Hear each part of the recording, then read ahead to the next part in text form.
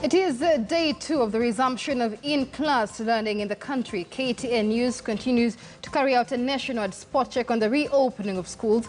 Let's now cross over to Nakuru County and link up with KTN News reporter Ibrahim Karanja on the situation there. Ibrahim, good afternoon. There has been an influx since yesterday of learners from private to public schools, further overwhelming public schools in the country. What can you report from Nakuru?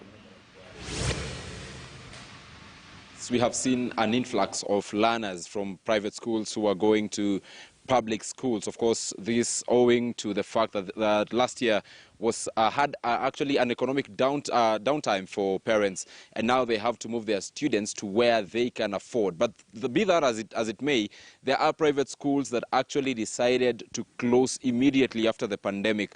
Right now, as we speak, I am in Kikope area of Gilgil, where this is Elina Schools in Gilgil. And the school has not opened and will not be opening its doors to the 252 learners who are here by the time the schools were closing last year. I have spoken to the proprietor of this particular institution, Sami, who says that the reason why they decided to close the school down is because even before the pandemic, the parents from this particular locality were having struggles in paying school fees for their students.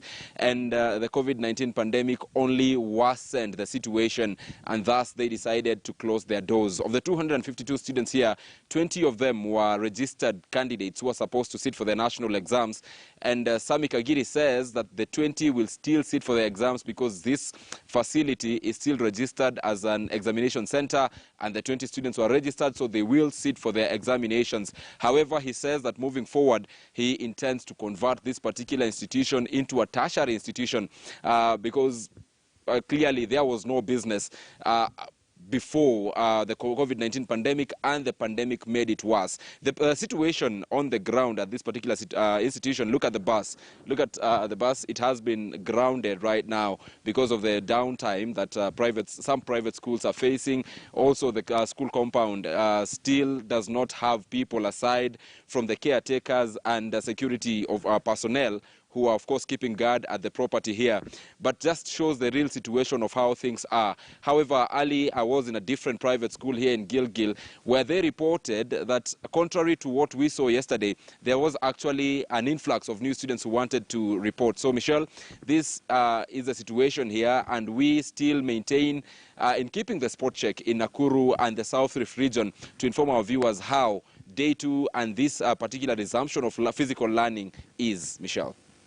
Thanks, Ibrahim Karanja, the live for us from Nakuru County. Let's head over to